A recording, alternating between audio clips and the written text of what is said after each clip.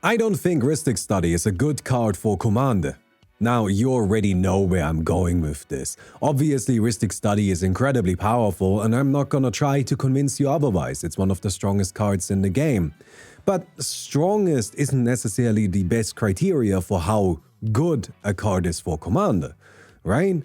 I mean, Commander is a social format, and Rhystic Study is a card that introduces a lot of social friction. So, based on that criteria, this card isn't particularly great. And yeah, I mean, that's the argument I'm going to make. I mean, I just made it. There isn't really much else left to say about it. But I think this is a great jumping off point for a discussion about the philosophy of Commander, and specifically my philosophy regarding Commander. Because I am planning to make a lot more content here now. This channel is now becoming my main channel. And as a result, I think it's important that you guys know what's going on in there. How do I view the game? What forms the basis of my opinions, of my deck building, of my advice regarding Commander? And while I'm going to explain that today, I'm also hoping to be able to introduce a bit of a new lens through which to view the discussions surrounding Commander.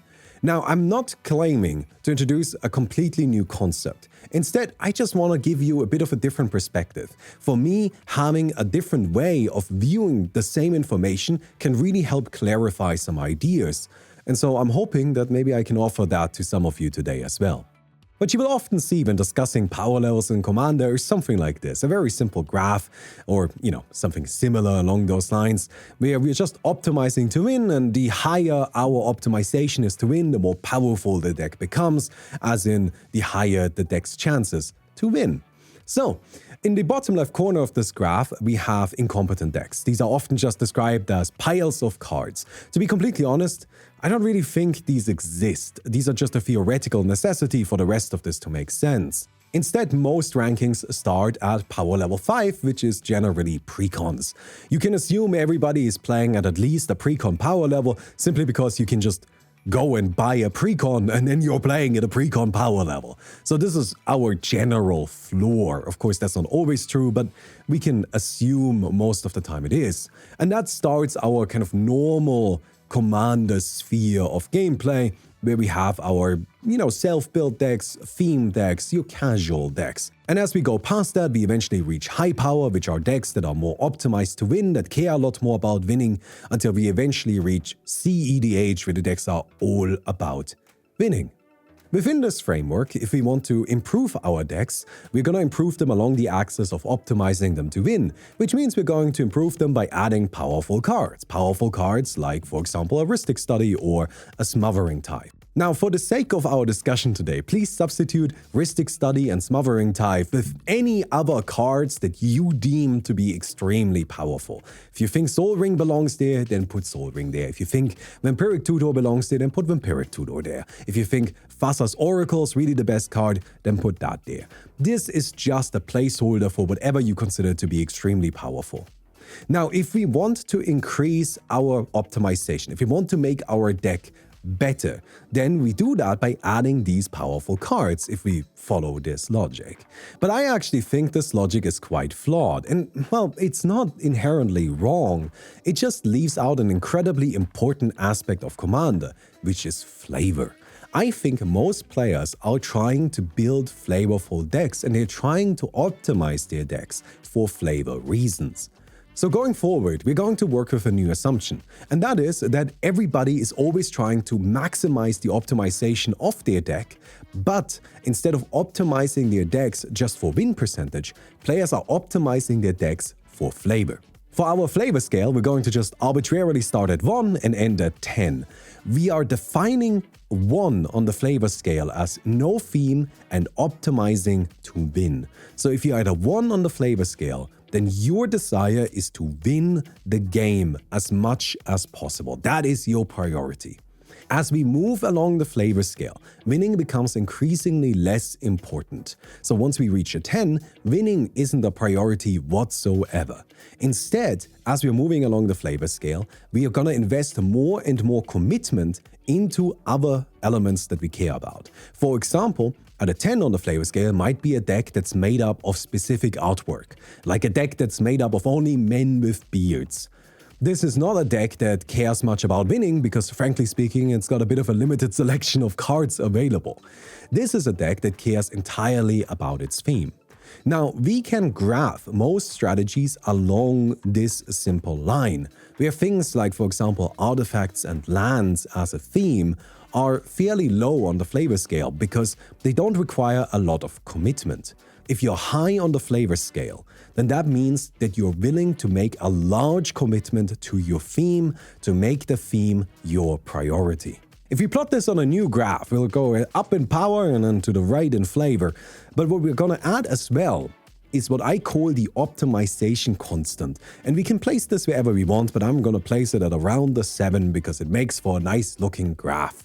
So the optimization constant is basically just us acknowledging that everybody is always optimizing their decks for flavor. Now, flavor, as I already said, does include CEDH. If you're playing CEDH, that is just a flavor theme for your deck. What we now see when looking at the graph is that it's inverted, right? We start at maximum power and then go down to minimum power as we go along the flavor line.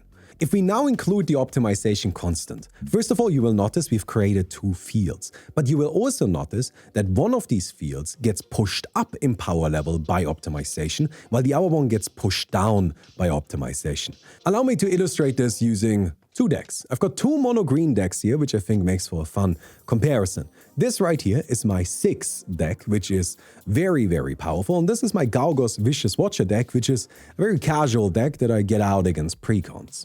Now, my 6 deck is optimized for power because it doesn't really have any flavor to it other than I want to use my commander well, and that's really easy to do because 6 is very, very powerful.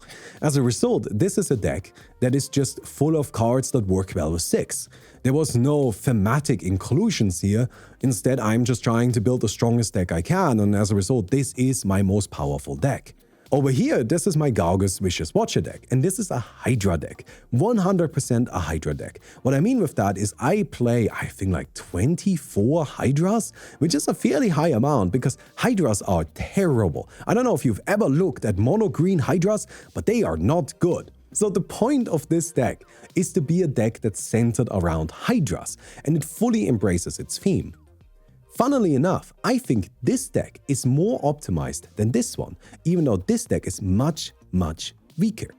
And the thing is, I could optimize this deck more by including more and more Hydras. If I wanted to optimize it even more for its theme, the deck actually just becomes weaker because the Hydras are bad. They are a bad creature type. They are just not very good. And as a result, the more Hydras I invest into this deck, the more Hydras I put into it, the weaker it becomes, but it becomes more strongly emphasized on its theme. This is a deck that rests on the power side of the spectrum, so if you optimize it for its flavor, it becomes more powerful. While this is a deck that rests on the theme side of the spectrum. If we optimize it for flavor, it becomes weaker. There are a lot of different kinds of commander players, but for today's argument, I would like to just focus on 2 of them, which are players that prefer power and players that prefer flavor. And what differentiates them is the reasons for inclusions of cards. When you're adding a card into your deck, are you just thinking about how it's going to make your deck more powerful? Or are you also thinking about how it's going to make your deck more flavorful? This is where cards like Rhystic Study create pain points, because they're often included without consideration for flavor, which means that they push decks that should be comfortably within the theme side of the spectrum into the power side, even if just for a moment, and that can be frustrating. Now, that doesn't have to be true. You can play Rhystic Study in a tax-themed deck, and then I think nobody would complain about it. But if you just include it in an otherwise thematic deck, that feels worse. That feels like you've just included this power thing without proper justification.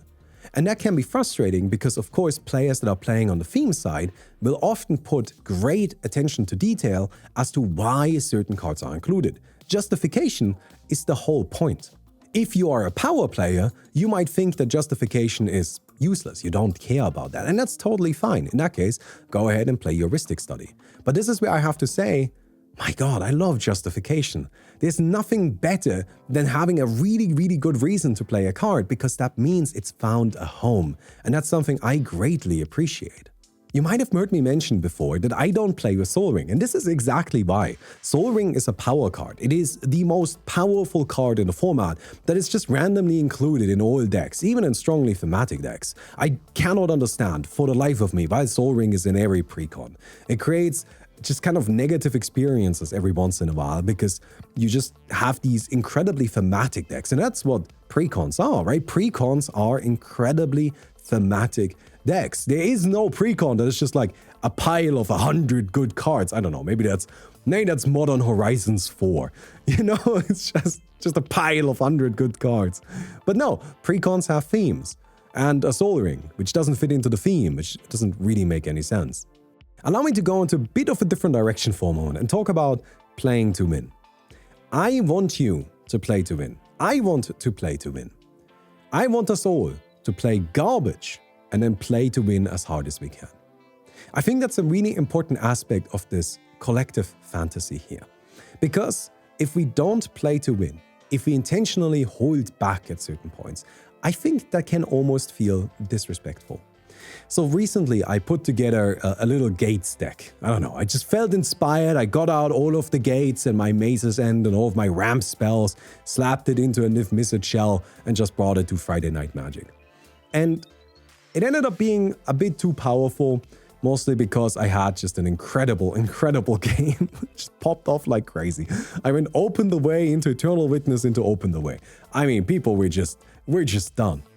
The problem that I had is that I was in a situation where I had 10 gates and a Maze's End on the field. And I could win at any time. But I wanted the game to continue. So I just said, this is not a Maze's End.